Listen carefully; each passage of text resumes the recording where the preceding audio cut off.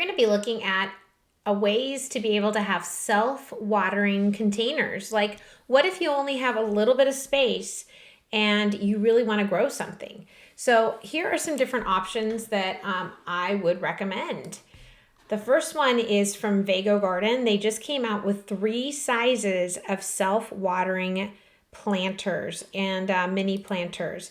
And these even have support systems. The nice thing about these is that they have this special kind of a wicking system that you don't have to water your plants more than once in every couple weeks, depending on how hot it is. And it also gives you like a temperature gauge of exactly how much water is happening and what's going on.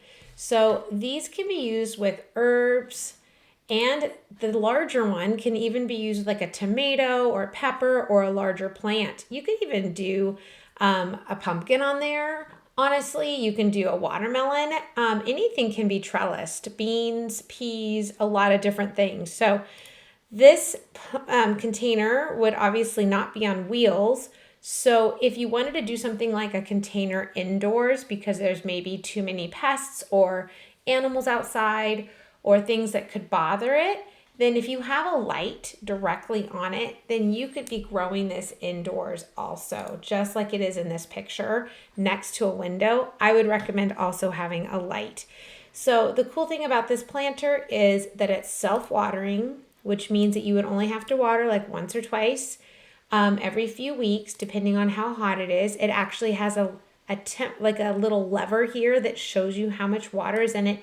The learning curve is knowing not to water it too much. So that would be something that would have to be learned with whoever's in charge of checking the water and checking the soil moisture. This is a great option for little, for medium, and for a larger plant.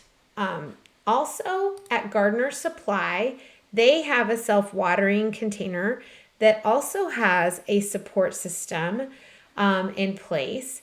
And so it comes in different colors, and you can also see that it is big enough to hold a tomato. So if this is something that you would want, I think this is also another great option.